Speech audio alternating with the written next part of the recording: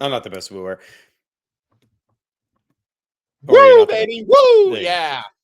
North-South Connection. Welcome to NoSo Countdown, Royal Rumble Performer Resumes, number 7. As you can see on the screen, the Nature Boy, Ric Flair. I am JT. That's Keithy. We are here to talk all about Ric Flair. To celebrate the Tampa Bay Buccaneers' #1 fan.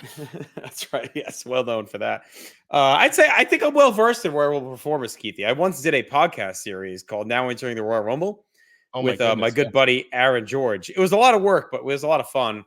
Yeah. And we started in 1988. We kind of went through every performer. We got up until through 94. And it's a lot of listening, it's a lot. That whole series is available on our podcast feed. It's only an audio. Now Entering the Royal Rumble. So if you love Rumbles and you never heard it, check it out. And Ric Flair is interesting. He is one of the guys we covered on that show. Sure. And of course, his best performance, right, and what's considered the best Rumble was our #1 performance of all time, as far as we got. So check that out. But this series is dropping every day here at North-South Connection on YouTube on the video channel. So we had our honorable mentions, and then we have a 10, 9, 8, and now number 7, Ric Flair, Keith. Yep. So I'm gonna run through some stats, and then I want like your initial reactions on things. So he won 1 Rumble, as you know, 1992. He had another Final Four appearance, which I believe is 2005. I believe is his Final Four, because that's during the peak of the Evolution, and him and Batista, I believe that's when they're working together, and then he tries to throw him out, and Batista just laughs at him and chucks him out. So he comes in number 30 for that one. He has 8 total eliminations in his career in the Rumble out of 5 Rumbles. Arguably, obviously, inarguably, his best is 1992. Worst here, based on the metrics, is 2006, where he came in at number 5, lasted 1 minute and 20 seconds, had no eliminations. Right. So kind of a forgettable there.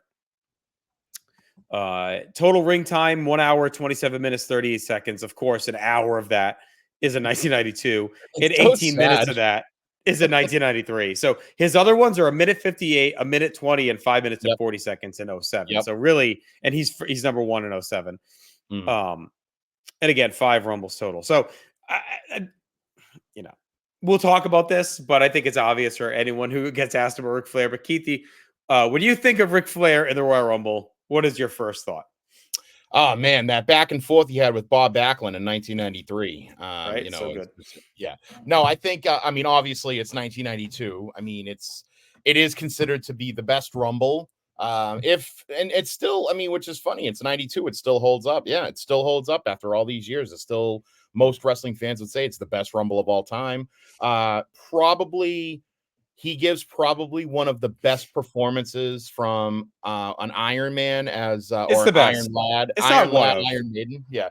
It's not one of. It's the best. It's the best. It's the best performance of Royal Rumble. It is the best. I mean, it's funny because I was watching Aaron's Iron Maiden, Iron Man list that he did, his tier list.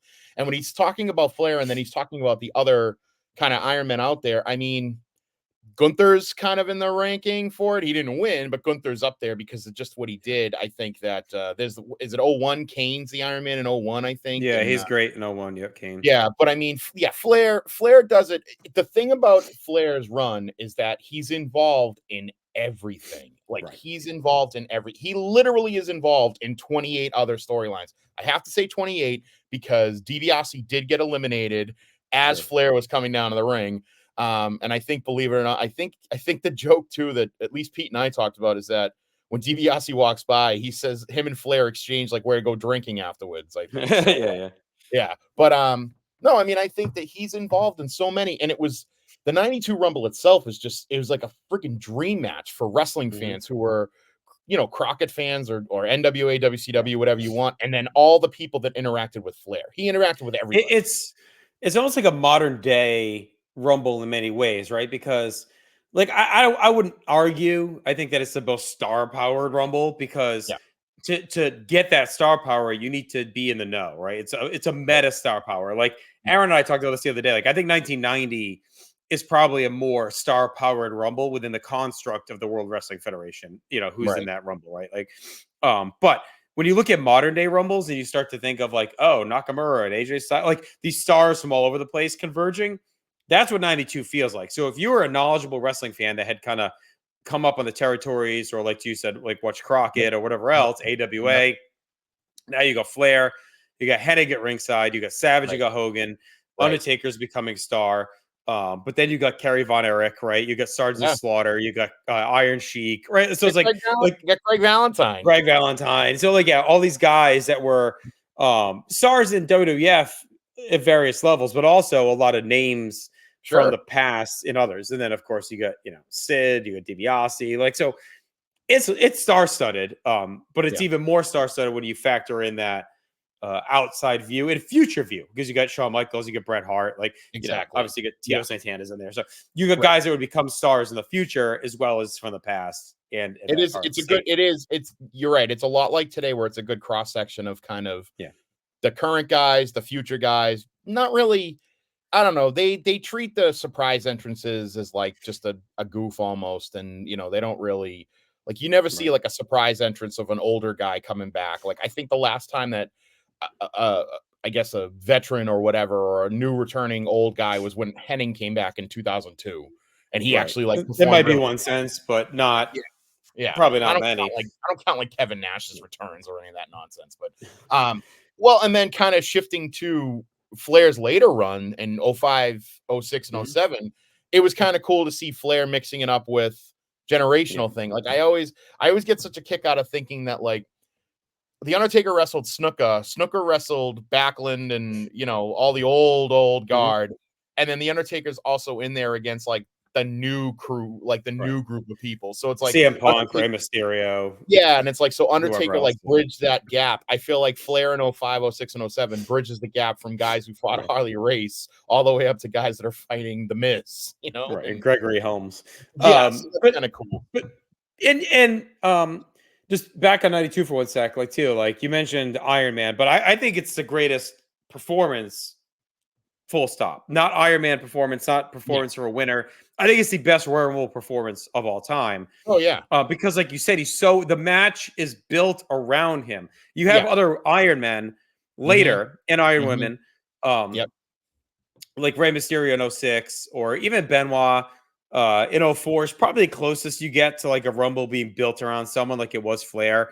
I guess Shawn in 95 is like that too, but it's only half of the length. Yeah, that's half a Rumble. You can't count and it's that. full of junk, right? So while it revolves around him, that threat only really lies in like two other guys to him, like Bulldog and Luger. Like beyond that, there's no other real like maybe Mabel, I don't know, but there's no other real threat to him. Whereas in 92, every time he comes, like another guy comes out, everyone's a threat. Shots at Flair's. That's one of the things that like Bobby Heenan frames perfectly, is that even the Barbarian was a threat to Flair. Like, there's that whole interaction that he has with Piper.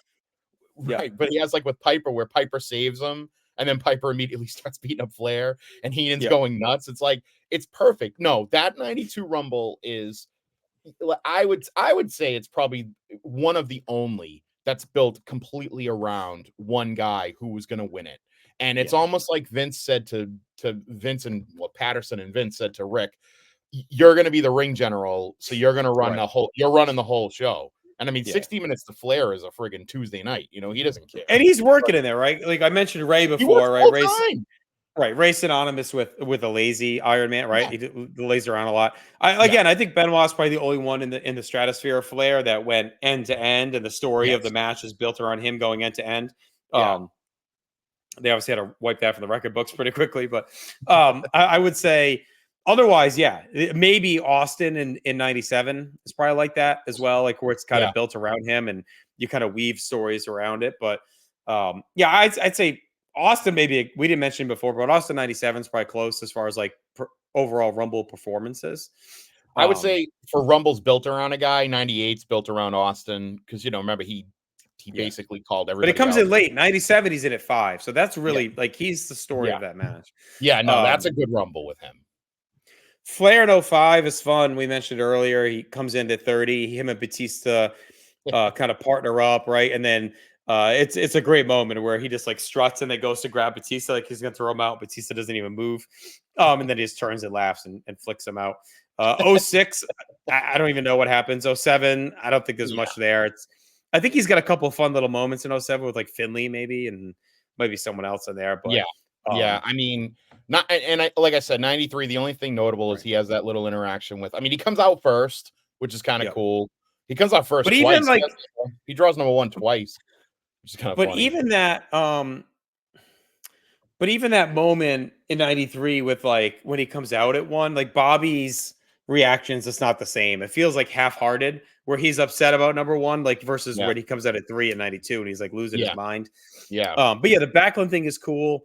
And then all the stuff with Mr. Perfect is cool right before he gets eliminated, where Perfect comes in, they're going crazy with each other. And it was a surprise to see him throw him out when he did. And it sets up their match the next night on Raw for Flair's final match. But isn't that crazy? God, thinking back, like he was already gone because he had already filmed already. He already taped the Loser Leaves Town match. I mean, that's just like, God, even from a kayfabe point of view, you're like, Jesus, really?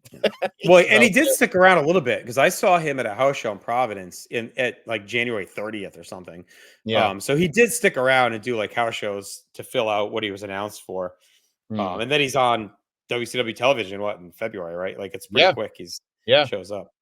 All right. So do the stats that we went over hold up to the performance? I mean, I would say the stats don't tell the story of this one. No.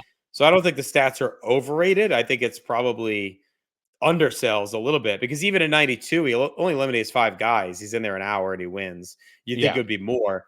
But so when you hear that, you would think, okay, he just sat around and didn't do much. But no, he's like fighting for his fucking life the entire time. He's avoiding getting eliminated the whole match.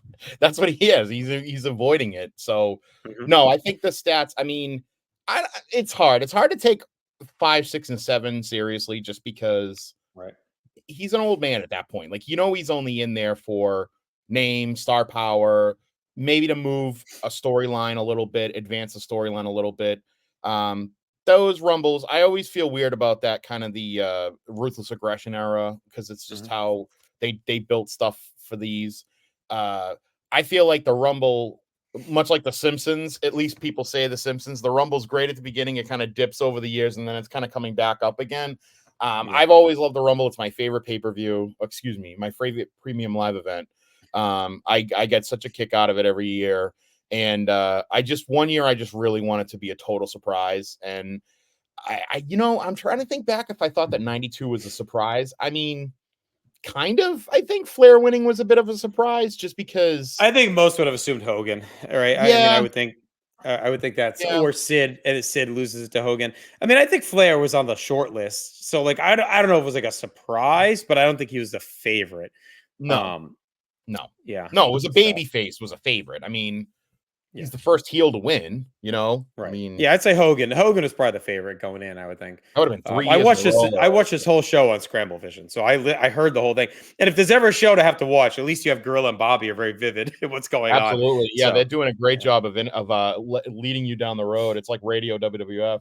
But no, I mean, I mean, do the stats, I think, no, the stats don't tell the story. I think, and the best, so his best is 92. His worst, we'll probably say 06.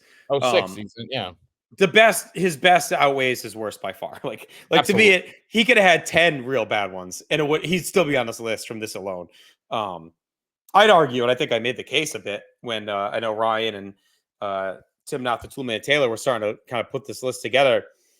I made the case then that I thought Flair should be number 1, regardless of him not being in as many and him having bad ones later.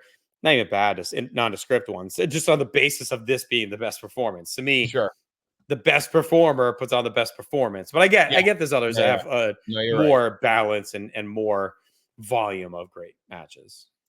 Yeah, and when you kind of pulling back the curtain when you look at the list, I mean, the people ahead of him.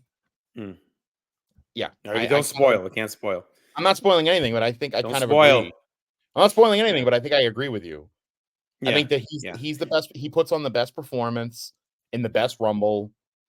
That's it. There's a couple I see above that maybe I'd agree with, but not. I mean, top. He should be at least top 3. But whatever. That's the fun of this. Weigh in on the comments.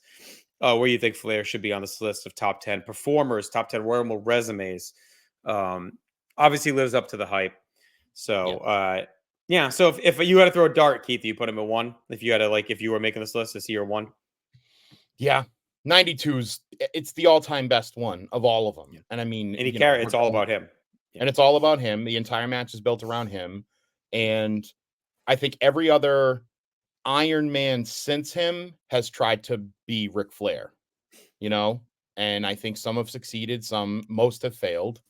Often imitated, never duplicated. The Nature Boy. I mean, there he is, Big Nate. And then you see the picture too. The post-match promo is amazing. Like, that's all part of the package. I mean, well, that's why everybody says like Rumble 92 is the best Rumble. It's probably one of the best pay-per-views of all time because if the undercard's a little bit better, if the undercard is shaky, the Piper moment's great, but those 3 tags, if they would have come up with the concept of letting guys do double duty, across the card, it would have been better. But that Bushwhackers Belly Brothers match is death. The opener's fine, and LOD Natural Disasters isn't good either. No. So maybe if they had one other, if they ditched that Bushwhackers match and maybe had like a Sean Tito, or what? Sean versus someone to put him over in his new character, and then he's still in the Rumble later. I think that could have worked. I think my favorite undercard might be 89. I think, because I think you have, or 90. It might be 90. It's either 89 or 90. I can't remember. Or 91. 90's fun. 91's really good.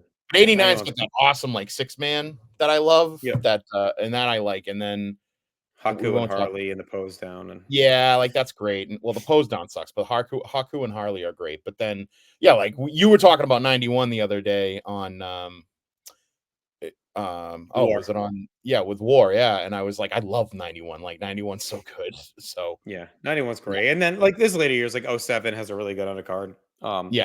There's other ones. So all right, listen, be sure to check back every day. We got 6 more of these to go. Weigh in the comments. Where do we screw up on this list? And if we're missing anyone as we go along. Also, be sure to check out us across all social media on Instagram, TikTok, Facebook, and then YouTube Shorts, because Ryan and I are ranking, counting down every single WrestleMania match ever. 402 matches. They're all done in short format. So they're all like 45 to 60 seconds. But every day, like 5 or so drop. Again, they're on YouTube Shorts, they're on Facebook Reels, Instagram Reels, or TikTok. So if you just follow one of those, you'll catch them all. There's a playlist on YouTube too that you can go to that has them all ranked. So share it and weigh in. My TikTok's just all like, NoSo Connection, NoSo Connection. That's all it is. So check that out. Check out everything else on NoSo Connection. Just subscribe right here while you're watching this, and you won't miss a thing. A lot of great content. So check it out. It's Keithy, JT. We're out. Put that cigarette out, and we'll talk to you later. That's right.